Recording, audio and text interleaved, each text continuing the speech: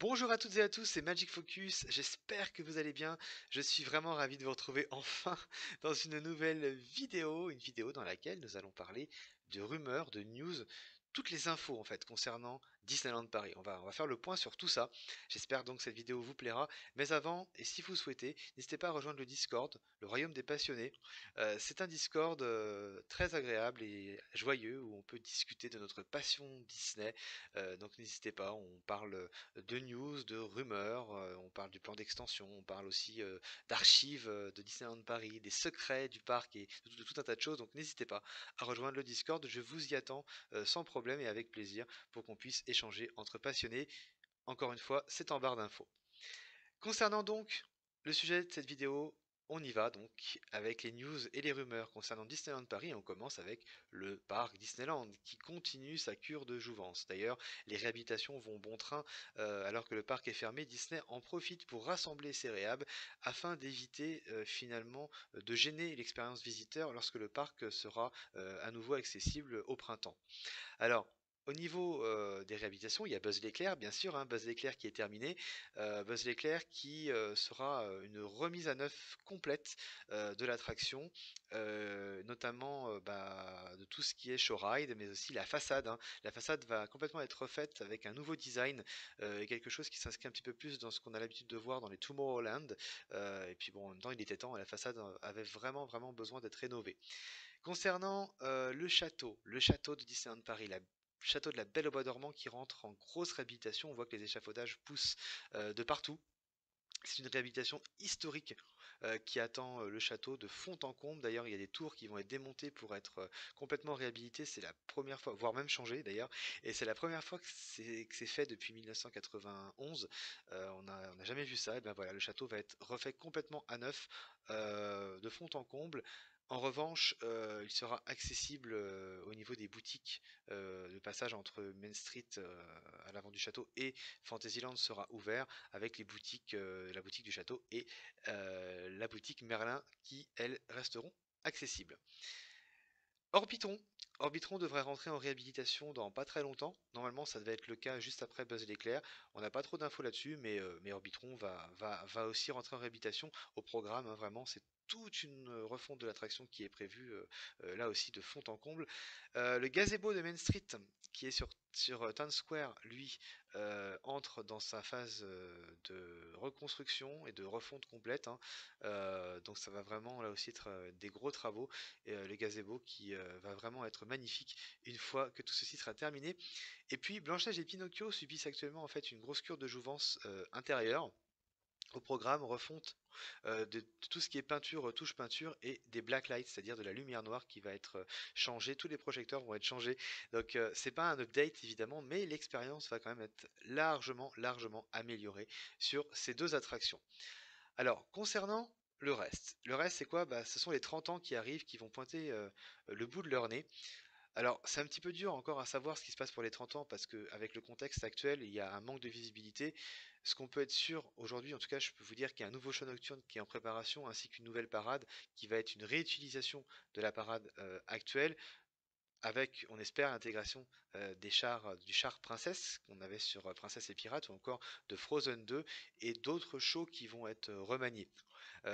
Également, Space Mountain devrait normalement l'année prochaine être dans une nouvelle version. En tout cas, c'était prévu déjà hein, que Space Mountain entre dans une nouvelle version.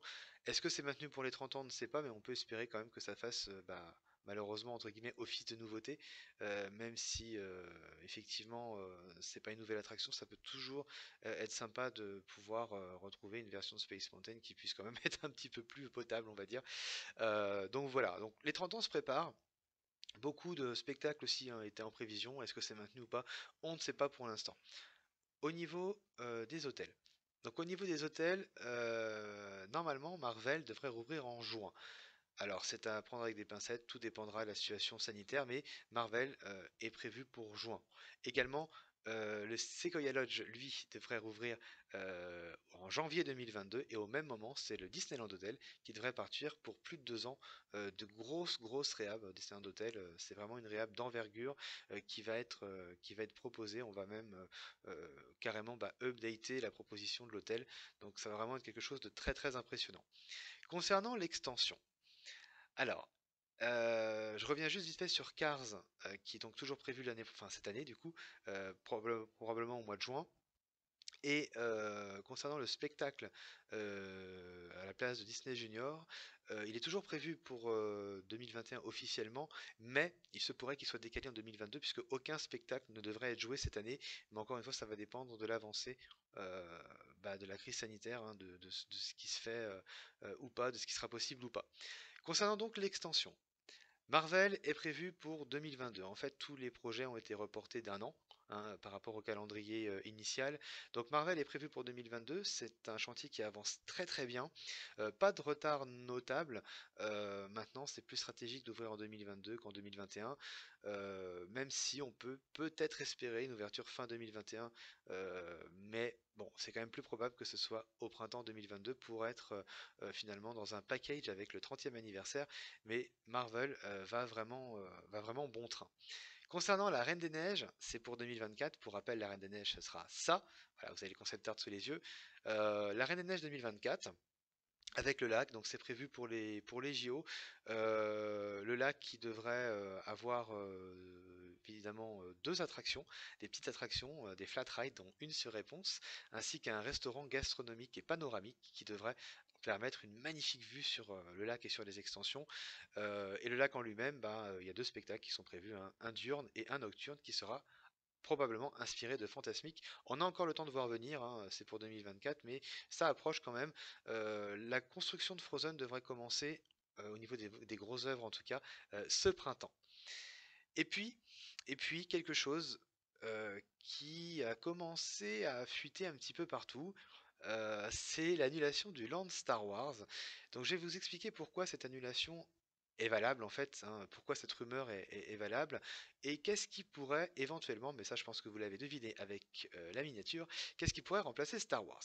Alors d'abord, pourquoi une annulation? En fait, c'est par rapport à l'échec des États-Unis. Aux États-Unis, ils ont ouvert en deux fois parce que l'attraction Rise of the Resistance n'était pas prête et Imagineering travaillait encore dessus. Et plutôt que de repousser la date d'ouverture, ils ont préféré la maintenir, mais du coup ouvrir Star Wars en deux fois.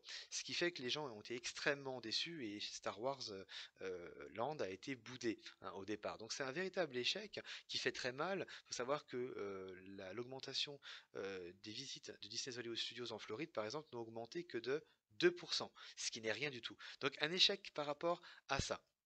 Ensuite, il y a une différence de sensibilité artistique entre les États-Unis et puis l'Europe sur la nouvelle trilogie, et finalement un manque de visibilité concrètement sur Batuu, et par rapport justement aussi à la compréhension de l'européen.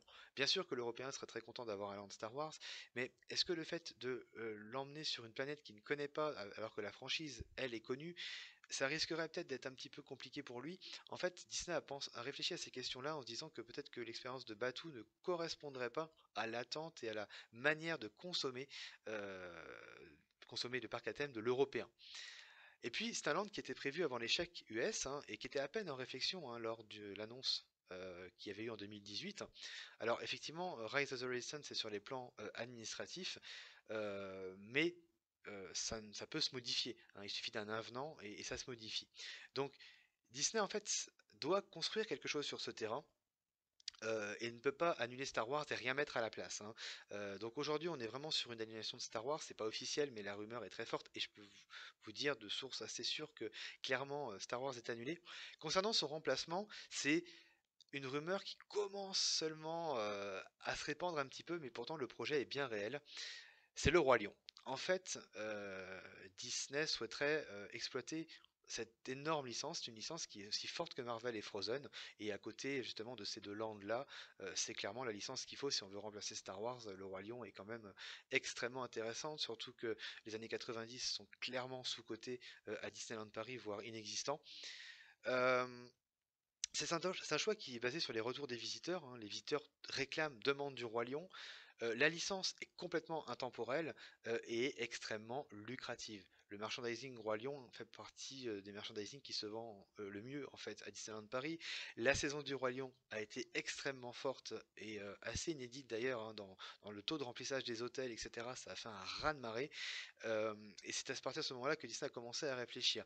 Alors, qu'est-ce qui serait envisagé? Il serait envisagé de faire un land avec une attraction principale, un restaurant, une boutique, un point rencontre de surface équivalente en fait à celle prévue pour Star Wars. En fait, il serait envisagé un Flume Ride, c'est-à-dire une attraction aquatique de type Splash Mountain, qui serait moins coûteuse que Rise en entretien, mais qui serait très efficace, hein. Disney a fait largement ses preuves hein, dans ce domaine.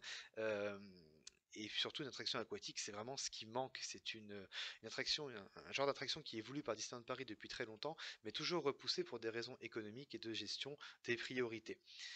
Euh, donc le Roi Lion serait envisagé en 2026 et aurait en fait un coût similaire au Land Star Wars.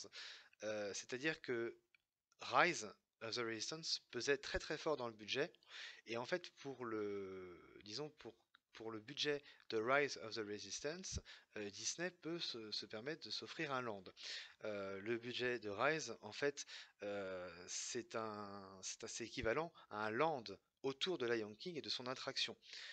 Même si les coûts de développement peuvent être élevés par rapport à la licence, ça restera toujours moins élevé que Rise of the Resistance justement.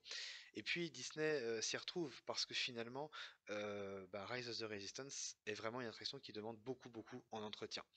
Donc c'est un réel projet, vraiment, c'est un projet qui existe, voilà, qui m'a été confirmé. Après la source, évidemment, je ne peux pas la citer. Voilà, c'est un projet qui est réel. Après, libre à chacun de se faire son propre avis, évidemment, mais c'est considéré sérieusement par Disneyland Paris, enfin par Disney en tout cas. En fait, le travail a déjà commencé depuis 2019 hein, sur cette attraction, sur ce projet, mais ça reste une rumeur sans annonce officielle de la part de Disneyland Paris. Et à mon avis, ça ne sera pas pour tout de suite, puisque il y a déjà à faire. Hein, mais en tout cas, c'est pour 2026. La deadline est fixée cette fois-ci à 2026 avec ce projet du Roi Lion. Donc voilà pour cette vidéo qui était un peu longue. Hein, c'était une vidéo qui récapitule un petit peu tout ce qui est news et rumeurs. Euh, voilà, n'hésitez pas à commenter si vous souhaitez. Si vous souhaitez liker, bah, faites-le. Si vous souhaitez vous abonner, bah, c'est avec grand plaisir. Et puis on se retrouve quant à nous dans une prochaine vidéo Imagineering. À très bientôt, merci beaucoup d'avoir regardé. Salut, salut.